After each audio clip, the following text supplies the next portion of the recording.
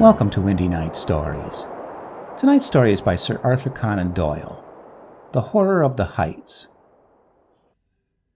The idea that the extraordinary narrative which has been called the Joyce Armstrong fragment is an elaborate practical joke evolved by some unknown person, cursed by a perverted and sinister sense of humor, has now been abandoned by all who have examined the matter.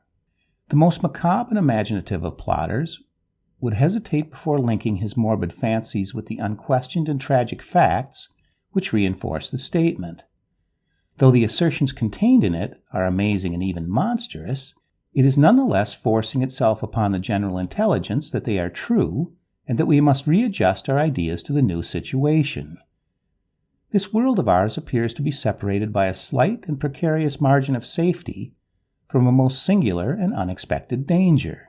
I will endeavor in this narrative, which reproduces the original document in its necessarily somewhat fragmentary form, to lay before the reader the whole of the facts up to date, prefacing my statement by saying that, if there be anyone who doubt the narrative of Joyce Armstrong, there can be no question at all as to the facts concerning Lieutenant Myrtle, R.N., and Mr. Hay Connor, who undoubtedly met their end in the manner described.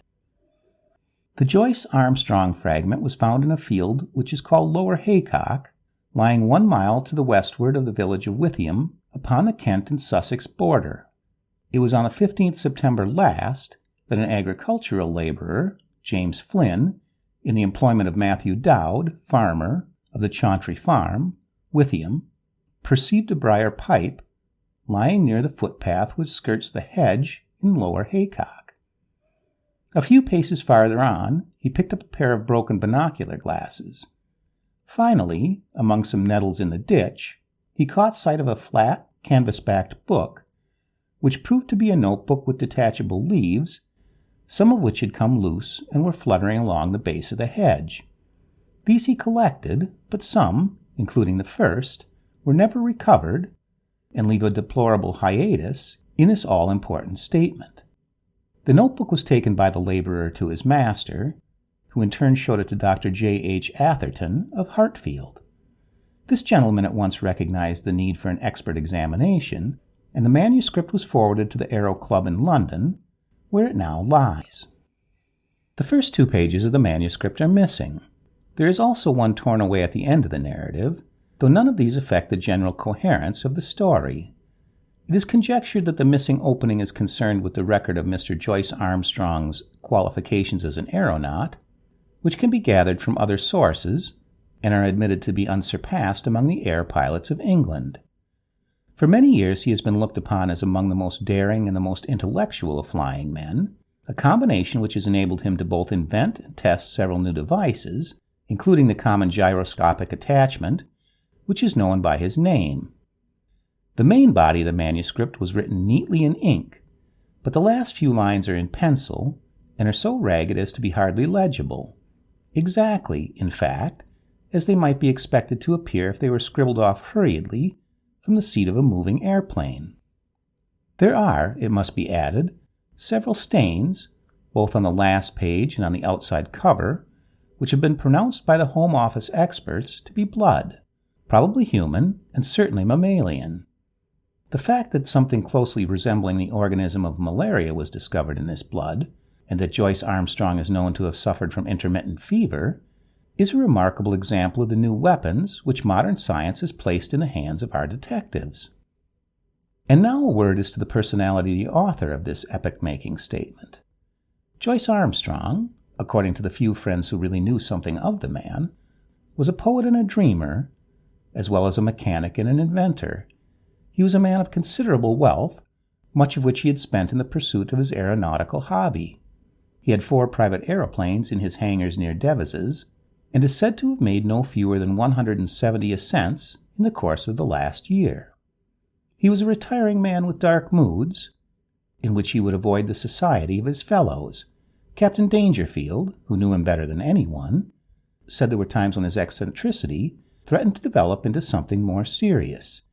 His habit of carrying a shotgun with him in his aeroplane was one manifestation of it.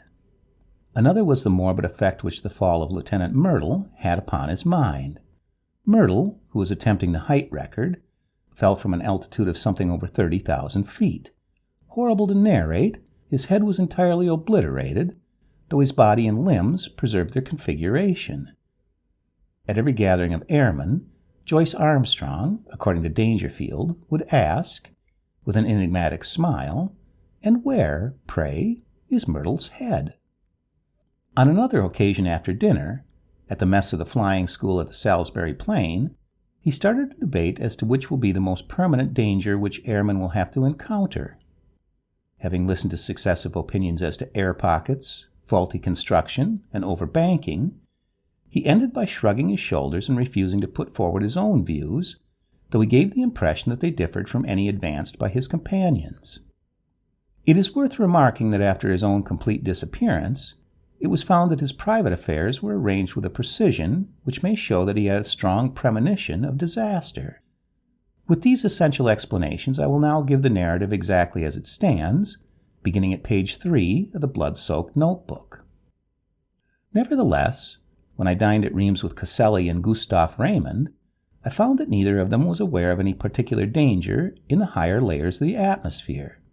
I did not actually say what was in my thoughts, but I got so near to it that if they had any corresponding idea, they would not have failed to express it. But then they are two empty, vainglorious fellows, with no thought beyond seeing their silly names in the newspaper. It is interesting to note that neither of them had ever been much beyond the 20,000-foot level. Of course, men have been higher than this both in balloons and the ascent of mountains. It must be well above that point that the aeroplane enters the danger zone, always presuming that my premonitions are correct. Aeroplaning has been with us now for more than 20 years, and one might well ask, why should this peril only be revealing itself in our day? The answer is obvious. In the old days of weak engines, when a 100-horsepower gnome or green was considered ample for every need, the flights were very restricted. Now that 300 horsepower is the rule rather than the exception, visits to the upper layers have become easier and more common. Some of us can remember how, in our youth, Garros made a worldwide reputation by attaining 19,000 feet, and it was considered a remarkable achievement to fly over the Alps. Our standard has now been immeasurably raised, and there are 20 high flights for one in former years. Many of them have been undertaken with impunity. The 30,000-foot level has been reached time after time with no discomfort beyond cold and asthma. What does this prove? A visitor might descend upon this planet 1,000 times and never see a tiger. Yet tigers exist, and if he chanced to come down into a jungle, he might be devoured. There are jungles in the upper air, and there are worse things than tigers which inhabit them. I believe in time they will map these jungles accurately out. Even at the present moment, I could name 2 of them. One of them lies over the Pau-Barrett's district of France. Another is just over my head as I write here in my house in Wiltshire. I rather think there is a third in the Hamburg-Wiesbaden district. It was the disappearance of the airmen that first set me thinking. Of course, everyone said that they had fallen into the sea, but that did not satisfy me at all. First, there was Vernier in France. His machine was found near Bayonne, but they never got his body. There was the case of Baxter also, who vanished, though his engine and some of the iron fixings were found in the wood in Leicestershire. In that case, Dr. Middleton of Amesbury, who was watching the flight with a telescope, declares that just before the clouds obscured the view, he saw the machine, which was at an enormous height, suddenly rise perpendicularly upwards in a succession of jerks in a manner that he would have thought to be impossible. That was the last seen of Baxter. There was a correspondence in the papers, but it never led to anything. There were several other similar cases, and then there was the death of Hay Connor. What a cackle there was about an unsolved mystery of the air, and what columns in the halfpenny papers, and yet how little was ever done to get to the bottom of the business. He came down in a tremendous volplane from an unknown height. He never got off his machine and died in his pilot's seat. Died of what? Heart disease, said the doctors. Rubbish. Hay Connor's heart was as sound as mine. What did Venables say? Venables was the only man who was at his side when he died. He said he was shivering and looked like a man who had been badly scared. Died of fright, said Venables, but could not imagine what he was frightened about. Only said one word to Venables, which sounded like monstrous. They could make nothing of that at the inquest. But I could make something of it. Monsters. That was the last word of poor Harry Hay Connor. And he did die of fright, just as Venables thought. And then there was Myrtle's head. Do you really believe, does anybody really believe, that a man's head could be driven clean into his body by the force of a fall? Well, perhaps it may be possible, but I, for one, have never believed that it was so with Myrtle. And the grease upon his clothes. All slimy with grease, said someone at the inquest. Queer that nobody got thinking after that. I did, but then I'd been thinking of it for a good long time. I've made 3 ascents. How Dangerfield used to chaff me about my shotgun, but I've never been high enough. Now, with this new light Paul-Veroner machine and its 175 Rober, I should easily touch the 30,000 tomorrow. I'll have a shot at the record. Maybe I shall have a shot at something else as well. Of course, it's dangerous. If a fellow wants to avoid danger, he had best keep out of flying altogether and subside finally into flannel slippers and a dressing gown. But I'll visit the air jungle tomorrow, and if there's anything there, I shall know it. If I return, I'll find myself a bit of a celebrity. If I don't, this notebook may explain what I am trying to do and how I lost my life in doing it. But no drivel about accidents or mysteries, if you please. I chose my Paul-Veroner monoplane for the job. There's nothing like a monoplane when real work is to be done. Beaumont found that out in the very early days. For one thing, it doesn't mind damp, and the weather looks as if we should be in clouds all the time. It's a bonny little model, and answers my hand like a tender-mouthed horse. The engine is a 10-cylinder rotary Rober, working up to 175. It has all the modern improvements: enclosed fuselage, high curved landing skids, brakes, gyroscopic steadiers, and 3 speeds, worked by an alteration of the angle of the planes upon the Venetian blind principle. I took a shotgun with me and a dozen cartridges filled with buckshot. You should have seen the face of Perkins, my old mechanic, when I directed him to put them in. I was dressed like an Arctic explorer, with 2 jerseys under my overalls, thick socks inside my padded boots, a storm cap with flaps, and my talc goggles.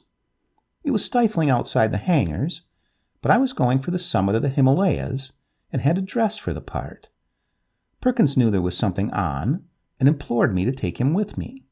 Perhaps I should if I were using the biplane, but a monoplane is a one-man show, if you want to get the last foot of life out of it. Of course, I took an oxygen bag. The man who goes for the altitude record without one will either be frozen or smothered, or both. I had a very good look at the planes, the rudder bar, and the elevating lever before I got in.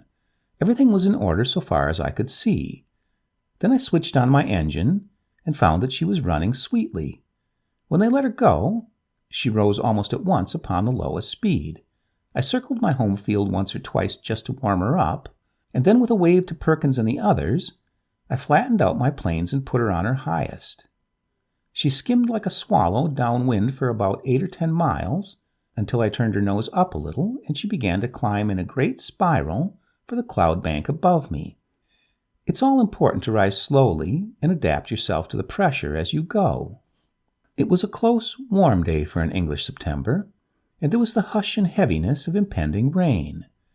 Now and then there came sudden puffs of wind from the southwest, one of them so gusty and unexpected that it caught me napping and turned me half round for an instant. I remember the time when gusts and whirls and air pockets used to be things of danger, before we learned to put an overmastering power into our engines. Just as I reached the cloud banks, with the altimeter marking 3,000, down came the rain. My word, how it poured! It drummed upon my wings and lashed against my face, blurring my glasses so I could hardly see. I got down onto a low speed, for it was painful to travel against it. As I got higher, it became hail, and I had to turn tail to it. One of my cylinders was out of action, a dirty plug, I should imagine, but still I was rising steadily with plenty of power. After a bit, the trouble passed, whatever it was, and I heard the full, deep-throated purr, the 10 singing as one. That's where the beauty of our modern silencers comes in. We can at last control our engines by ear. How they squeal and squeak and sob when they are in trouble.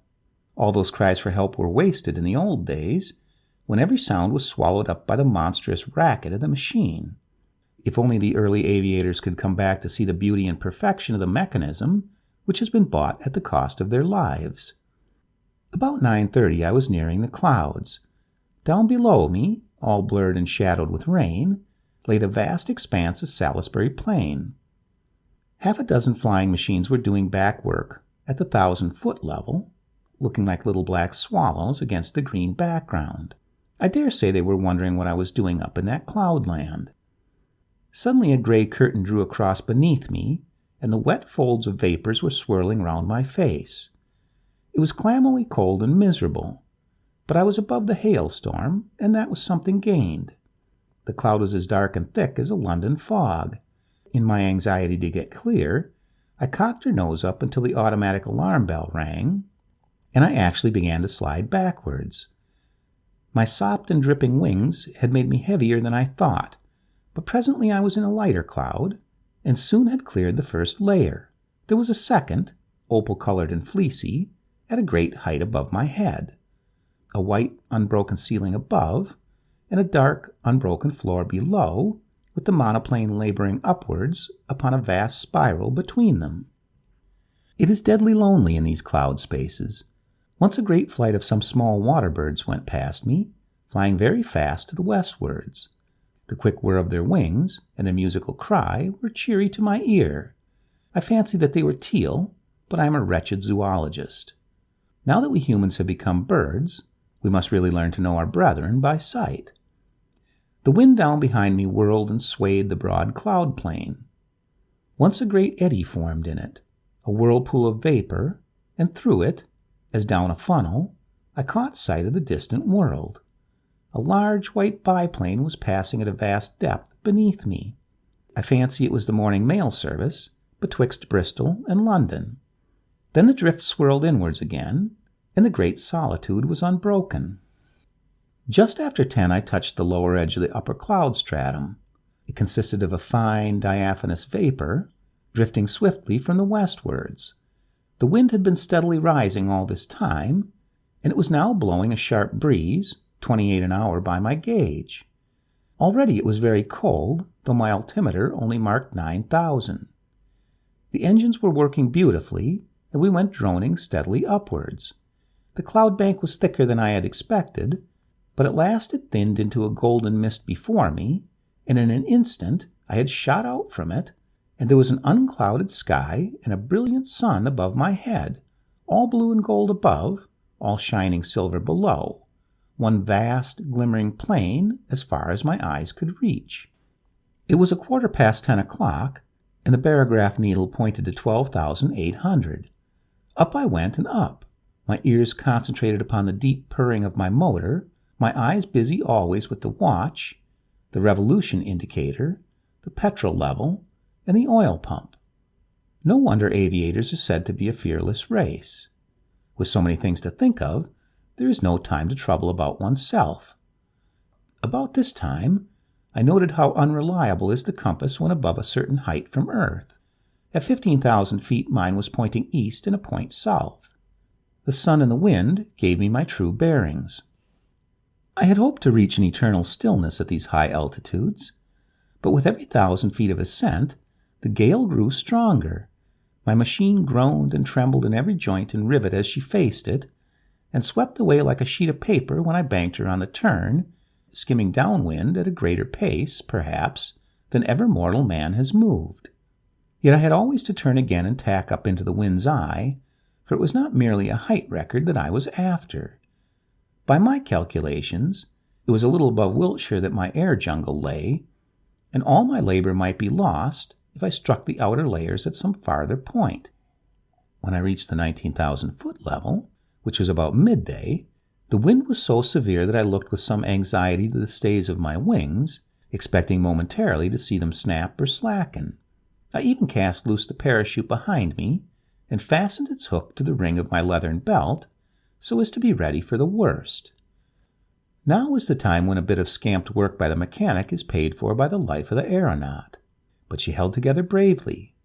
Every cord and strut was humming and vibrating like so many harp strings, but it was glorious to see how, for all the beating and the buffeting, she was still conqueror of nature and the mistress of the sky. There is surely something divine in man himself, that he should rise so superior to the limitations which creation seemed to impose, rise, too, by such unselfish, heroic devotion as this air conquest has shown. Talk of human degeneration. When has such a story as this been written in the annals of our race?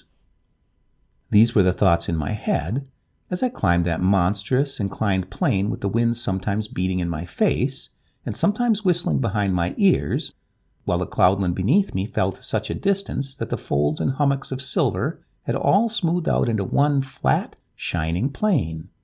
But suddenly I had a horrible and unprecedented experience.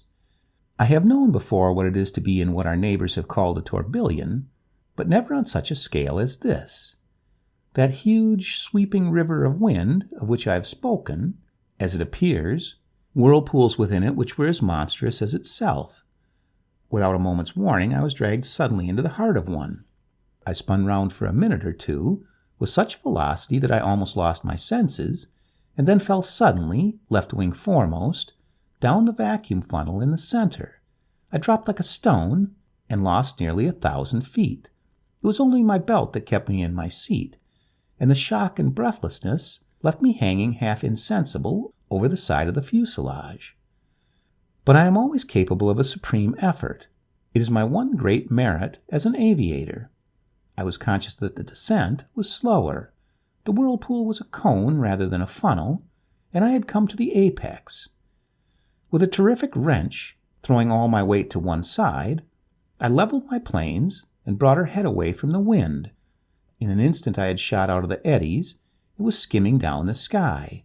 Then, shaken but victorious, I turned her nose up and began once more my steady grind on the upward spiral.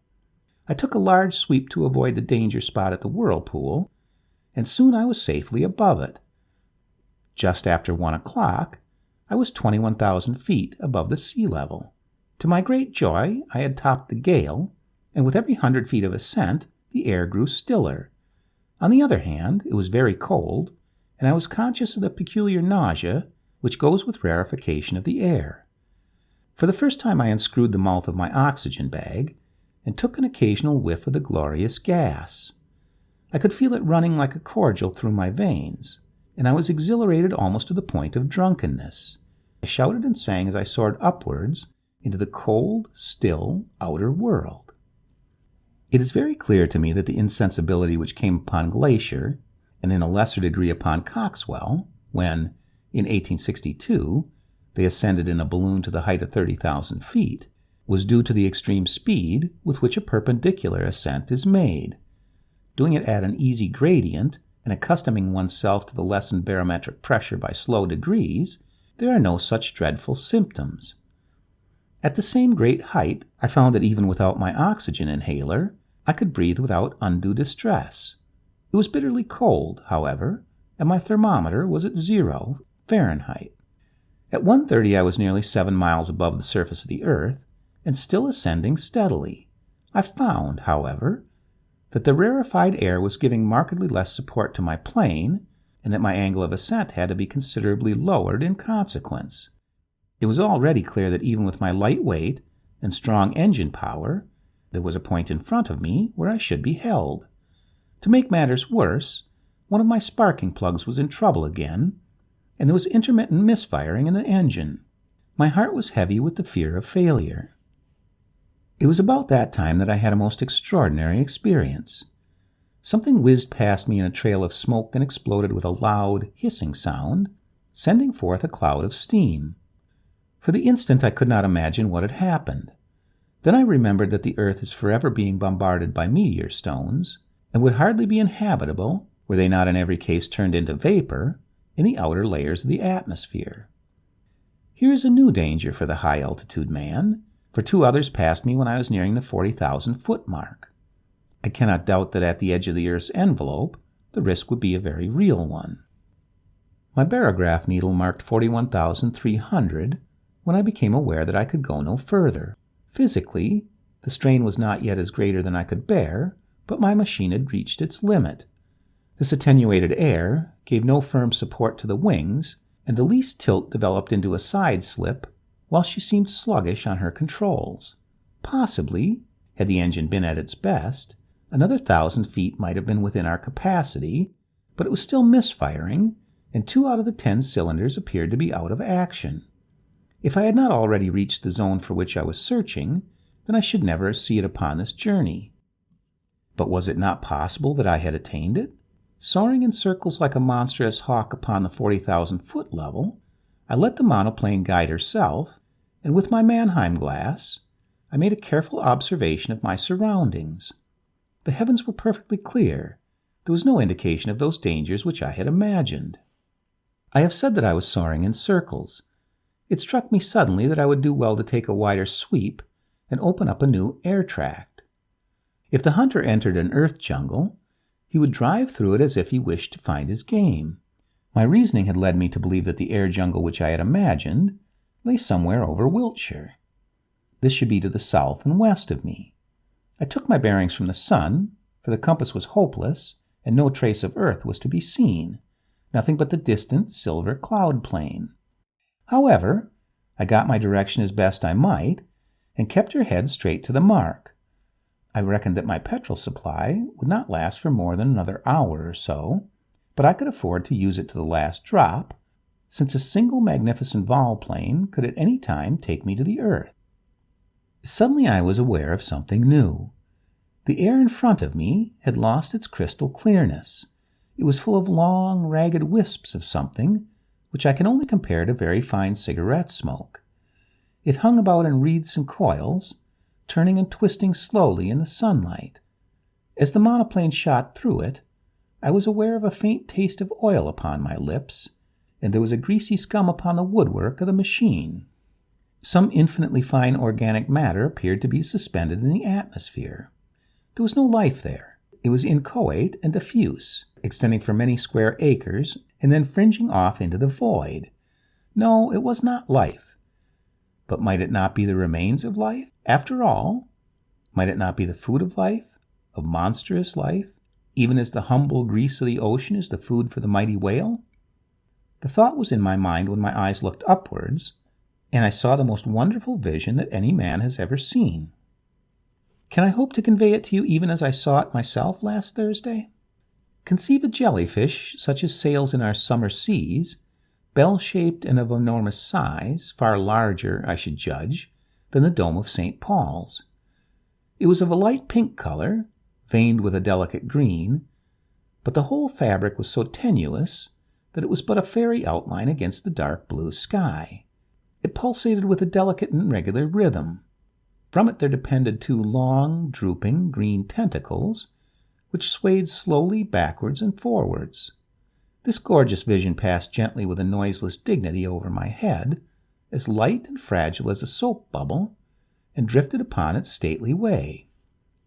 I had half turned my monoplane, that I might look after this beautiful creature, when, in a moment, I found myself amidst a perfect fleet of them, of all sizes, but none so large as the first. Some were quite small, but the majority were as big as an average balloon, and with much the same curvature at the top. There was in them a delicacy of texture and coloring which reminded me of the finest Venetian glass. Pale shades of pink and green were the prevailing tints, but all had a lovely iridescence where the sun shimmered through their dainty forms. Some hundreds of them drifted past me, a wonderful fairy squadron of strange, unknown argosies of the sky, creatures whose forms and substance were so attuned to these pure heights that one could not conceive of anything so delicate within actual sight or sound of earth. But soon my attention was drawn to a new phenomenon, the serpents of the outer air. These were long, thin, fantastic coils of vapor-like material, which turned and twisted with great speed, flying round and round at such a pace that the eyes could hardly follow them. Some of these ghost-like creatures were 20 or 30 feet long, but it was difficult to tell their girth, for their outline was so hazy that it seemed to fade away into the air around them. These air snakes were of a very light gray or smoke color, with some darker lines within, which gave the impression of definite organism. Some of them whisked past my very face, and I was conscious of a cold, clammy contact, but their composition was so unsubstantial that I could not connect them with any thought of physical danger, any more than the beautiful bell-like creatures which had preceded them. There was no more solidity in their frames than in the floating spume from a broken wave. But a more terrible experience was in store for me. Floating downwards from a great height, there came a purplish patch of vapor, small as I saw it first, but rapidly enlarging as it approached me, until it appeared to be hundreds of square feet in size. Though fashioned of some transparent, jelly-like substance, it was nonetheless of a much more definite outline and solid consistence than anything which I had seen before. There were more traces, too, of a physical organization, especially two vast, shadowy, circular plates on either side, which may have been eyes, and a perfectly solid white projection between them, which was as curved and cruel as the beak of a vulture. The whole aspect of this monster was formidable and threatening, and it kept changing its color from a very light mauve to a dark, angry purple so thick that it cast a shadow as it shifted between my monoplane and the sun. On the upper curve of its huge body, there were three great projections which I can only describe as enormous bubbles, and I was convinced as I looked at them that they were charged with some extremely light gas, which served to buoy up the misshapen and semi-solid mass in the rarefied air. The creature moved swiftly along, keeping pace easily with the monoplane, and for 20 miles or more it formed my horrible escort, hovering over me like a bird of prey which is waiting to pounce. Its method of progression, done so swiftly that it was not easy to follow, was to throw out a long, glutinous streamer in front of it, which in turn seemed to draw forward the rest of the writhing body.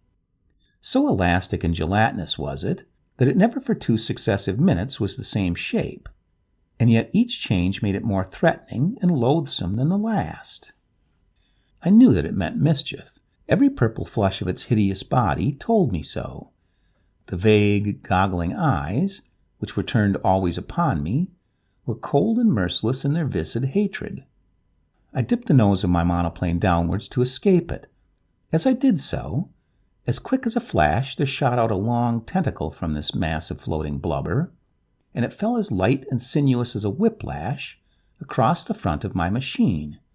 There was a loud hiss as it lay for a moment across the hot engine, and it whisked itself into the air again, while the huge, flat body drew itself together as if in sudden pain. I dipped into a vol peak, but again a tentacle fell over the monoplane and was shorn off by the propeller as easily as it might have cut through a smoke wreath. A long, gliding, sticky, serpent-like coil came from behind and caught me round the waist, dragging me out of the fuselage. I tore at it, my fingers sinking into the smooth, glue-like surface, and for an instant I disengaged myself, but only to be caught round the boot by another coil, which gave me a jerk that tilted me almost onto my back. As I fell, I blazed off both barrels of my gun, though, indeed, it was like attacking an elephant with a pea-shooter, to imagine that any human weapon could cripple that mighty bulk. And yet I aimed better than I knew, for, with a loud report, one of the great blisters upon the creature's back exploded with a puncture of the buckshot.